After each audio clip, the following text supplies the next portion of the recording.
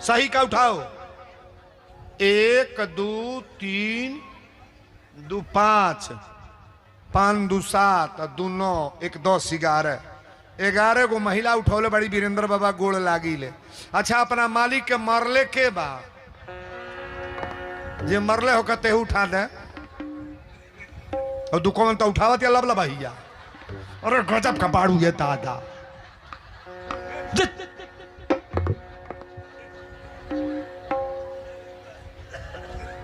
दारू रूपी के आयल में धकलतिया देले होई का करो। पूर्व टोला के होई ये दादा होने से आयल बाड़ी। वीरेंद्र बाबा आशीर्वाद देने के लिए आए, श्राप नहीं। श्राप को काटने के लिए मेरा आशीर्वाद है। सबके घर में आशीर्वाद लगो, सबके वहां थरिया बजो, सबके घर नाती होखो। जितना बुढ़िया माई आयल बाड़ी सो इलाका के सजी अभी 50 वर्ष जिये यही तरह हमने के आंखी से देखल जा पर घर दुआर हाथ ना है तर कर पतोही से पटत नहीं कहा न तो तर करती है। अरे बड़ी बड़ी बीमारी बाहु दादा। बोलो शंकर भगवान की जय। हनुमान जी कहना तो के छोड़ाए कथा में आ जाए। ये जो बीच में मैं बोलता हूं ना ये आप समझ लो आपको सुधारने वाली बात है।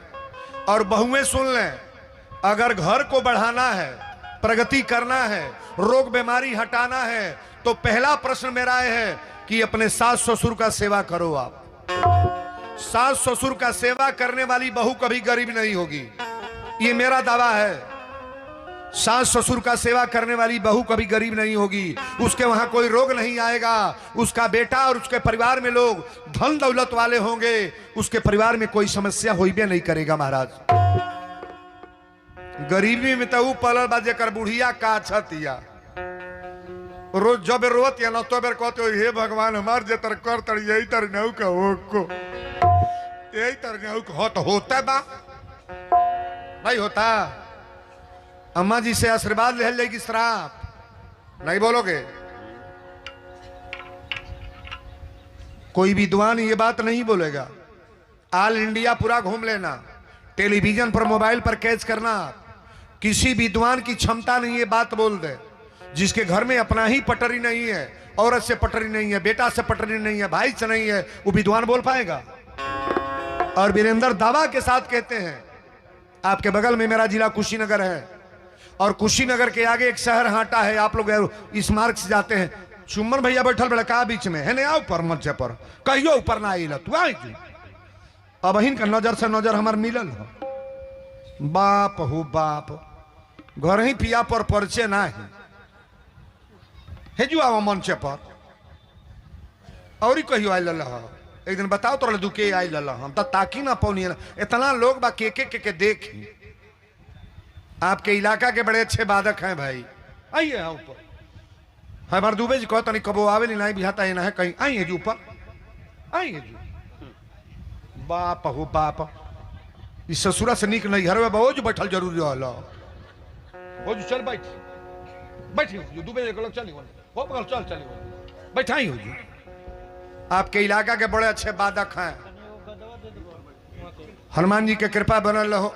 रौरा इलाका में चिन्हे के नाई बा हमके। ये मास्टर साहब हमको लगभग 10 प्रोग्राम में मेरे अलाउंसर का काम, संचालक का काम किए हैं। का जी हर मंचवे पर जाते हैं। कल मैंने दिखा तो मैं मुझे बहुत प्रसन्नता हुई। अब बताई है जो हम आई तो हमारे परिचय बनाओ पर की बन गल बा नहीं बन गल हो क्यों जन चिन्हबू लोग ना ए जुमाही तो सब हमारे घर की, हमारी लड़की है, हमारी बेटी है, हमारी बहन है, हमारी माँ है। हमारा कोई परिचय दूसरा क्या है? हमारा तो सब यही अपना है। एको दिन घर के अनाज खाए के नहीं बा, चाह पिए के नहीं बता, हमारी है लोग बा है? हमारा दूसरा कोई नहीं है, आप ही लोग मेरे हो। हम बार बार कहिले कि मेरा कोई ना सहारा बिन तेरे, मेरा कोई ना सहारा बिन तेरे, श्री राम संवरिया मेरे। मेरा कोई ना सहारा बिन तेरे, श्री राम संवरिया मेरे। मेरा कोई ना सहारा बिन तेरे, श्री राम संवरिया मेरे। श्री राम सवरिया मेरे, श्री राम संवरिया मेरे, श्री राम संवरिया मेरे। मेरा कोई ना सहारा बिन तेरे, मेरा कोई ना सहारा बिन तेरे, श्री राम संवरिया मेरे। मेरा कोई ना सहारा बिन तेरे, श्री राम संवरिया मेरे। मेरा कोई ना सहारा बिन तेरे, श्री राम संवरिया मेरे। बोल दी संवरिया सरकार की। जय। आप जितने लोग कथा के पंडाल में हैं थोड़ा गौर से सुनिए। हनुमान जी कहले तो के छोड़ाए, छोड़ा दे, लेकिन वादा करेगी आज से जो जो हनुमान जी को मानेंगे, हनुमान जी का व्रत रहेंगे, हनुमान जी का पूजा करेंगे, उनके घर में तुम्हारा चर्चा नहीं ना आएगा। बड़ी बहुत बड़ी बात है।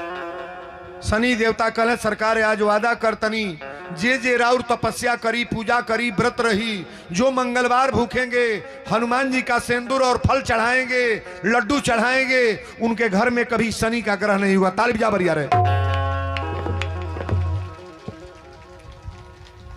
ये पृथ्वी पर हनुमानो इतना बलवान कोई है का जी? ये लिखल बा कि पवन तलय बल पवन समाना। हवा से तेज चलने वाले कौन देवता हैं? नहीं बोलोगे? हनुमान जी। साधु संत के तुम रखवारे, आया सुर निकंदन राम दुलारे। साधु संत का सेवा करने वाले, रखवारी करने हमारे वीर बजरंगबली आए महाराज। इस गांव में जिनके घर में जो कमियां हैं, आप इनसे निवेदन करो, मेरे बेटे का नौकरी लग जाए, मेरे घर की बीमारी हट जाए, मैं व्रत रहूंगी, लाल कपड़ा चढ़ाऊंगी, लाल लिंगोटा चढ़ाऊंगी, हनुमान जी से मान कर देखो तुम्हारा काम सफल होता है कि नहीं होता है।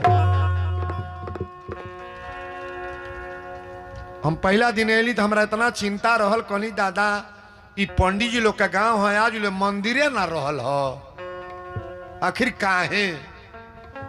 तो मनवा में सोचनी का जानी आपसी तालमेल न हो, लेकिन हमरा तो यह बुझाता इतना तालमेल वाला गांव कोनो है नहीं है। ताली बजाओ बढ़िया है। जितना सनमत से यज्ञ हो रहा है ना, आपके इलाके में कम से कम 40 यज्ञ मैं किया हूं, 40 कार्यक्रम मेरा हुआ है, लेकिन पहला यज्ञ पंडित जिगना का है, जो सुपर स्टार में आज तक किसी से कोई दुराव नहीं। ताली बजा बढ़िया रे। हनुमान जी कहले तक के छोड़ावता नहीं, ताके रावण के दरबार से छुड़ावत नहीं, लेकिन आज पक्का वादा कर दो कि अपनी जीवन में कभी जो जो हनुमान जी का व्रत रहेगा, सुंदरकांड का पाठ करेगा, हनुमान चालीसा पढ़ेगा, हनुमान जी की पुस्तक को जो पढ़ेगा ध्यान से, और हनुमान जी का नाम जो जप करेगा, ओम हनुमते नमः, ओम हनुमते नमः, उसके घर में कभी शनि का ग्रह होने वाला नहीं है। हनुमान जी शनि देवता के छोड़वले है बाबू, अजय जे बनाइल बा रावण के दरबार में सबके छोड़वले। हनुमान जी विभीषण के लग गए बने, सब लोग जानते हैं कि लंका निश्चर निकट निवासा, यहाँ कहाँ सज्जन कर। हनुमान जी तो वो जो लंका में कहले, लेकिन आज हमरा ई बुझा गई कि ये जिगना में जितने हैं सब संत हैं, असंत तो कोई मिलवे नहीं किया। 80 साल के पुरनिया जे आवता वो वीरेंद्र बाबा के गोड़ लगाता, हमारा तो महाराज कलेजा टूट जाता है कि आप पिता लोगों की आप पैर छू रहे हो, मुझे बड़ा ऐसा लगता है। लेकिन हाय रे ब्राह्मण समाज, ये कहने में मुझे दर्द होता है कि आज मैंने ब्राह्मण समाज अगर कोई देखा तो आज पंडित जिगना में जो आप वर्चस्व आप लोग दिखा रहे हो। ताली बजा पर जा रहे। हनुमान जी गईली अब विभीषण के लग, तुलसी के बीरवा रहल, तुलसी बुझत नहीं ना, अरे ब्राह्मण कौन जेकरा दुआरे पर दूगो तुलसी के पेड़ ना हो। तुलसी का पौधा कौन कौन लगाए हैं, थोड़ा हाथ उठाइएगा। पूरा गाँव लागल बा, का हो तारा ना सहेला, ना सहेला, रेण लगवा दो।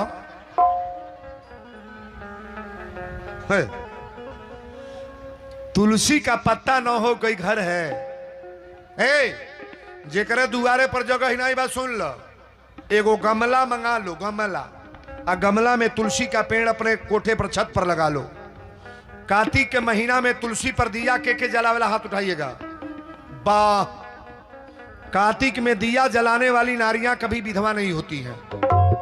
तुलसी के पौधा के नीचे जो दिया जलाती हो ना, वो नारियां कभी, ये कथा कभी मौका आएगा तो बताएंगे।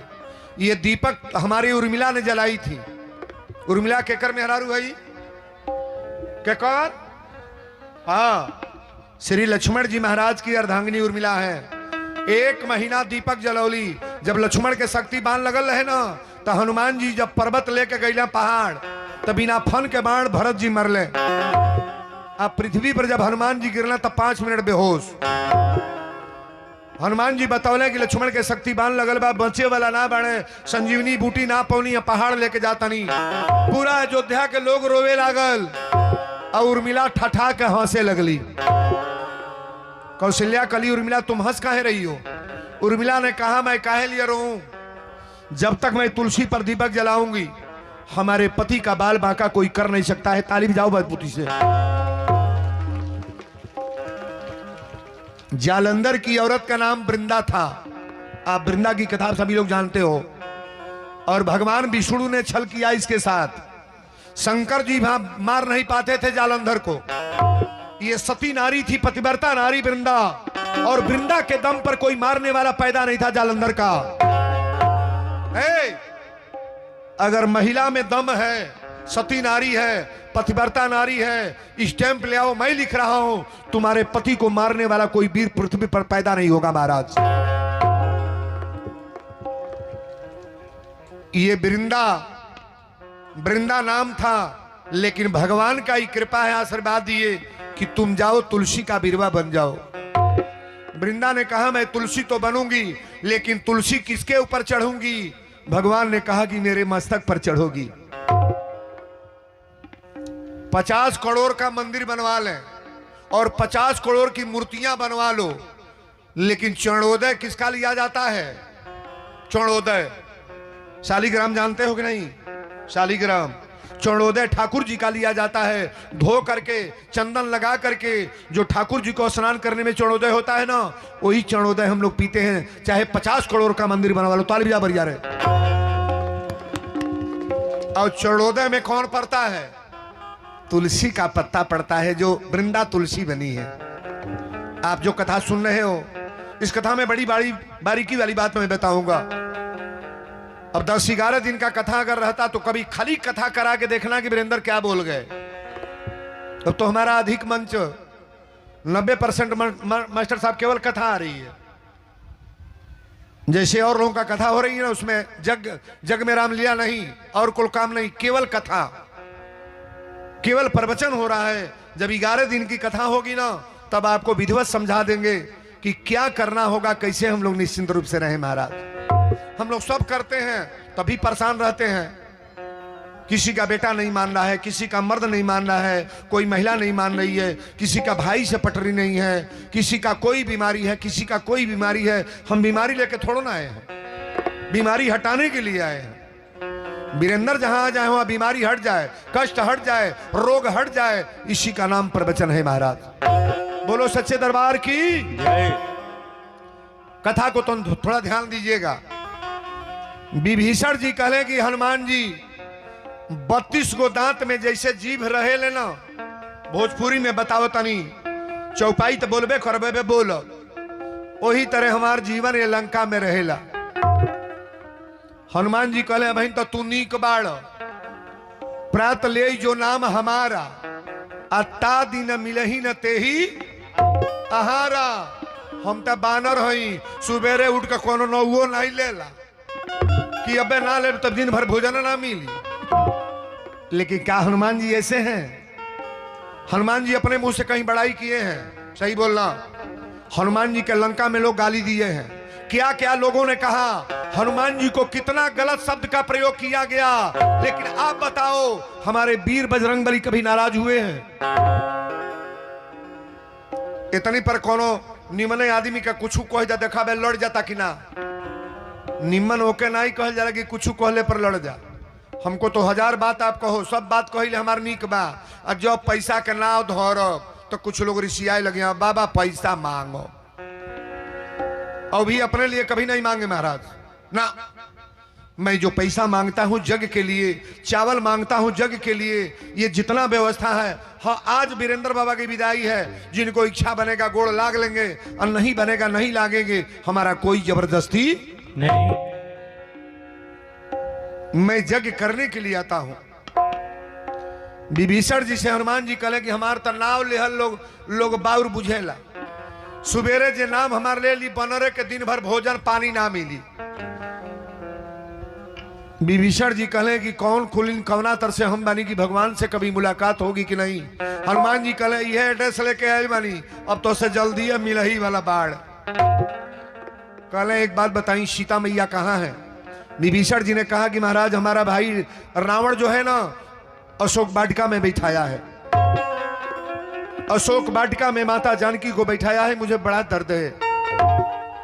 हनुमान जी गए पल्लो में लुकाई लहले, पल्लो में लुकाई लहले। एक बड़कपन जान लो, रावण कभी भी सीता मां के पास गया है तो अकेले नहीं गया है, अकेले नहीं, महिलाओं को लेकर साथ गया है, मर्द नहीं लेकर गया। बाबा लिखे हैं कि संग नारी बहु किए बनावा। मंदोदरी के साथ है। मैं अच्छा बताई, अपनी मेहरारू के हम ले रही साथ है और 10 गौरी मेहरारू रहे तो कौन दूसरे मेहरारू से गलत बोल पाए, मजाक कर लेंगे, कर लेंगे। रावण ऐसा कार्य नहीं किया है। सरकार आप मानस पढ़ने का प्रयास करो ना। रावण को जितना आप बुरा मानते हो उतना बुरा नहीं ना। ऐसा ना कह देना कि रावण ने ऐसा कर दिया, नहीं। रावण जानता था कि ये सीता कौन है। अच्छा, खरदूषण जब मारे गए हैं तो रावण अपने मुंह से कहा कि नहीं, खरदूषण मोशन बलवंता और तिनका ही मारे ही बीनु भगवंता। रावण जानता नहीं था कि परम ब्रह्म भगवान है, ये ब्रह्म है, ये सच्चिदानंद परमात्मा है। रावण को सारी स्टोरी मालूम थी बाबू।